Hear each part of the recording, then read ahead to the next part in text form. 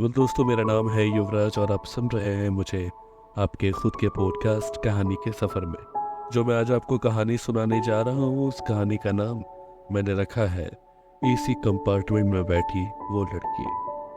Train के AC compartment में मेरे सामने की सीट पर बैठी लड़की ने मुझसे पूछा, हेलो, क्या आपके पास इस मोबाइल का पेन है? उसने अपने बैग से एक फ़ोन निकाला था और नया सिम कार्ड उसमें डालना चाहती थी, लेकिन सिम स्लॉट खोलने के लिए पेन की ज़रूरत पड़ती है जो उसके पास नहीं थी।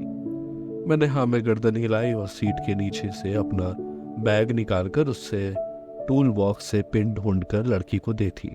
लड़की ने थैंक्स कहते हुए पिन ले ली और सिम डालकर मुझे पेन वापस कर दी।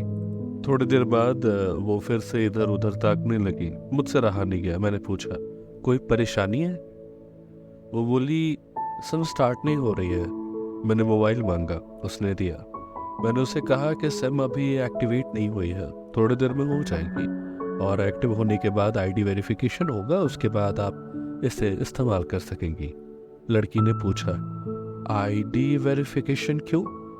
मैंने कहा, आजकल सिम वेरिफिकेशन के बाद एक्टिव होती है।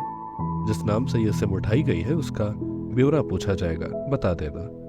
लड़की बुदबुदाई, अच्छा। मैंने दिलासा देते हुए कहा, इसमें कोई परेशानी की बात नहीं है। वो अपने एक हाथ से दूसरे हाथ दबाती रही मानो किसी परेशानी हो। मैंने फिर से बड़े प्यार से कहा, आपको कहीं कॉल करना है तो मेरा मोबाइल इस्तेमाल कर लीजिए। लड़की ने कहा, जी फिलहाल तो नहीं, थैंक यू, लेकिन ये सिम किस नाम से खरीदी गई है मुझे नहीं पता। मैंने कहा, एक बार एक्टिव होने दीजिए, जिसने आपको सिम दी है उसी के नाम की होगी है। उसने कहा, ओके, कोशिश करते हैं। मैंने पूछा, आपका स्टेशन कहाँ है? लड़की ने कहा, दिल्ली। और आप? लड़की ने मुझसे पूछा। मैंने कहा, दिल्ली ही जा रहा हूँ, एक दिन का काम है। आप दिल्ली में रहती हो? लड़की बोली, नहीं नहीं, दिल्ली में कोई काम नहीं है, ना ही मेरा घर है वहाँ। तो मैंने उत्सुकतावश पूछा। वो बोली, दरअसल ये दूसरी ट्रेन है जिसमें आज मैं हूँ और दिल्ली से तीसरी गाड़ी पकड़नी है, फिर हमेशा के लिए आज़ाद। आज़ाद? लेकिन किस कैद में होगी ये लड़की? किस आज़ादी की बात कर रही है ये? लड़की बोली, उसी कैद में जिसमें हर लड़की होती है, जहाँ घर वाले कहें शादी कर लो, जब जैसा कहे वैसा करो। मैं घर से भाग चुकी हूँ। मुझे ताज्जुब हुआ, मगर अपने ताज्जुब को छुपाते हुए मैंने हंसते हुए पूछा, अकेले भाग रही हो आप? आपके साथ कोई नजर नहीं आ रहा? वो बोली, अकेले नहीं हो, साथ में है कोई। कौन? मेरा प्रश्न खत्म नहीं हो रहा था। दिल्ली से एक और ट्रेन पकड़ूंगी, फिर अगले स्टेशन पर वो मिलेगा, उसके बाद हम किसी को नहीं मिलेंगे। ओह, तो ये प्यार का मामला है? उसने कहा, जी। मैंने उसे बताया कि मैंने भी लव मैरिज की है। ये बात सुनकर वो खुश हुई, बोली, वाह, कैसे, कब? लव मैरिज की बात सुनकर वो मुझसे बात करने में इंटरेस्ट दिखाने लगी। मैंने कहा, कब, कैसे, वो मैं बाद में बताऊंगा, पहले आप बताओ, आपके घर में कौन कौन है? उसने होशियारी बरतते हुए कहा, वो मैं आपको क्यों बताऊं? मेरे घर में कोई भी हो सकता है, मेरे पापा, माँ, भाई, बहन, या हो सकता है भाई ना हो, सिर्फ बहनें हो, या ये भी हो सकता है कि बहनें ना हो और 2-4 मुस्टंडे भाई हो। मतलब मैं आपका नाम भी नहीं पूछ सकता। मैंने काउंटर मारा। वो बोली, कुछ भी नाम हो सकता है मेरा, टीना, मीना, शबीना, अंजलि, कुछ भी। बहुत बातूनी लड़की थी वो। थोड़ी इधर उधर की बातें करने के बाद उसने मुझे टॉफी दी, जैसे छोटे बच्चे देते हैं ना क्लास में। बोली, आज मेरा बर्थडे है। मैंने उसकी हथेली से टॉफी उठाते हुए बधाई दी और पूछा, कितने साल की हो गई आप? वो बोली, 18। मतलब भाग कर शादी करने की कानूनी उम्र हो गई है आपकी? मैंने काउंटर किया। वो हंसी। कुछ ही देर में काफ़ी फ्रैंक हो चुके थे हम दोनों, जैसे बहुत पहले से जानते हो एक दूसरे को। मैंने उसे बताया कि मेरी उम्र 28 साल की है, यानी 10 साल बड़ा हूँ। उसने चुटकी लेते हुए कहा, लग भी रहे हो। मैं मुस्कुरा दिया। मैंने उससे पूछा, तुम घर से भाग कर आई हो, तुम्हारे चेहरे पर चिंता के निशान जरा भी नहीं है। इतनी बेफिक्री मैंने पहली बार देखी।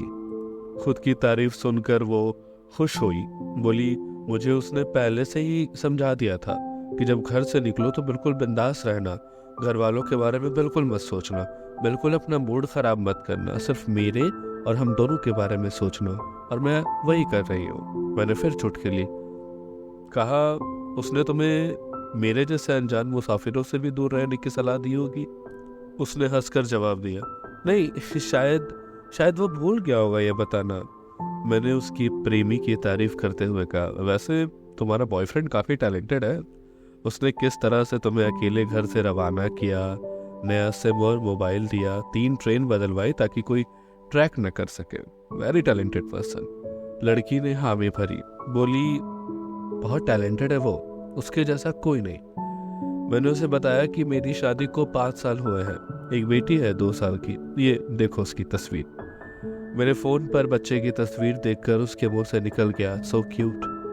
मैंने उसे बताया कि ये जब पैदा हुई तब मैं कुवैत में था, एक पेट्रो कंपनी में बहुत अच्छी जॉब थी मेरी, बहुत अच्छी सैलरी थी।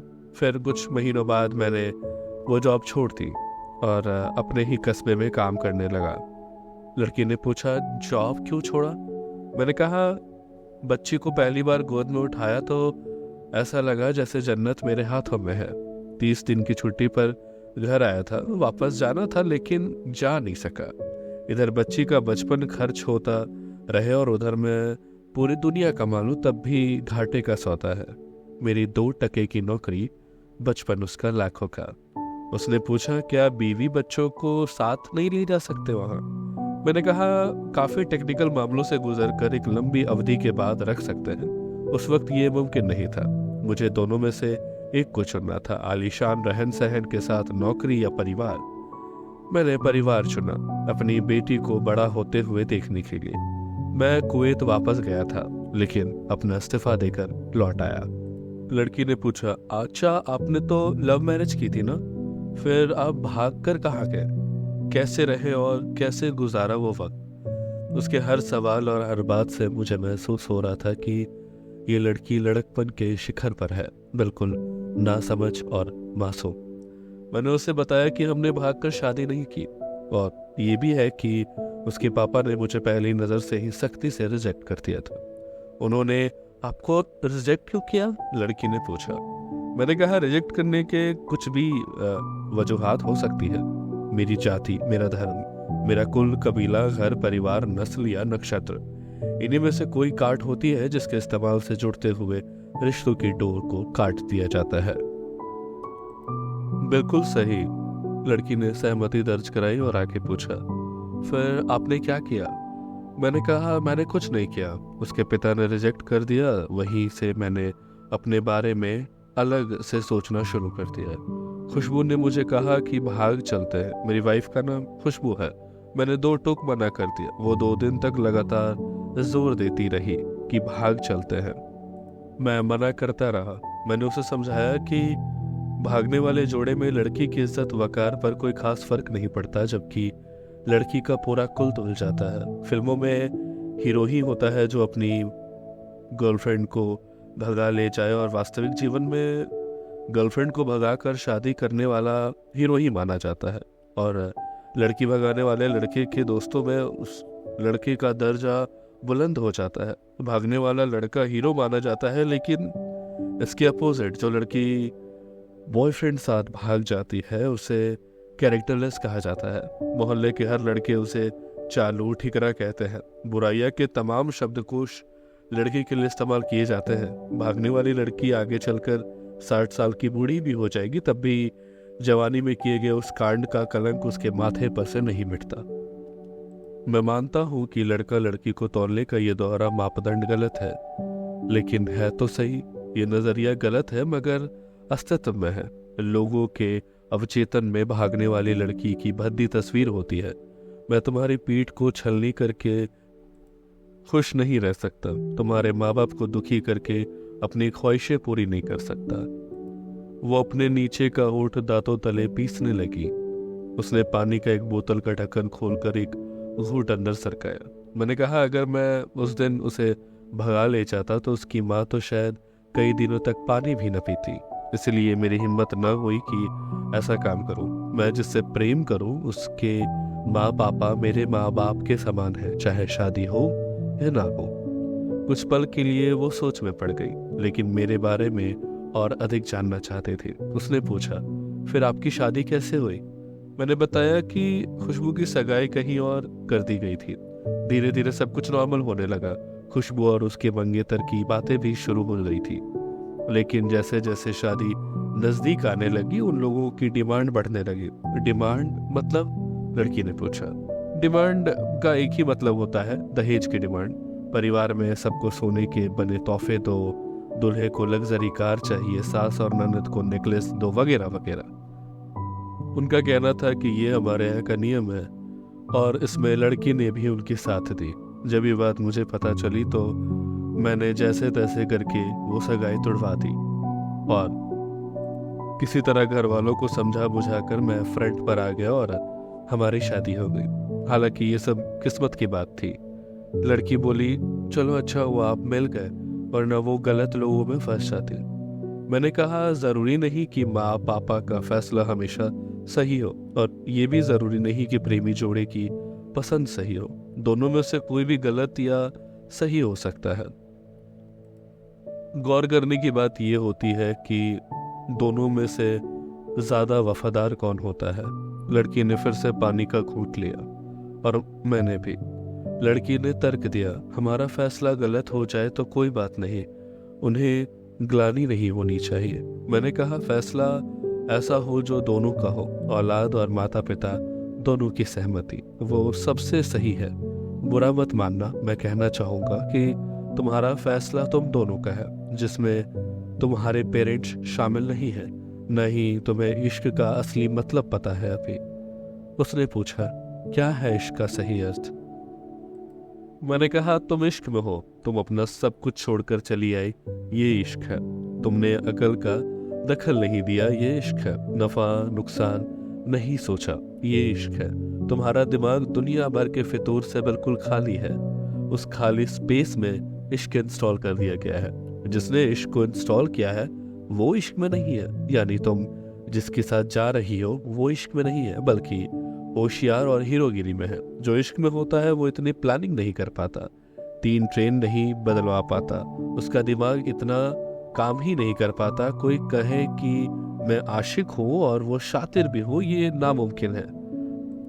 मजनू इश्क में पागल हो गया था, लोग पत्थर मारते थे उसे।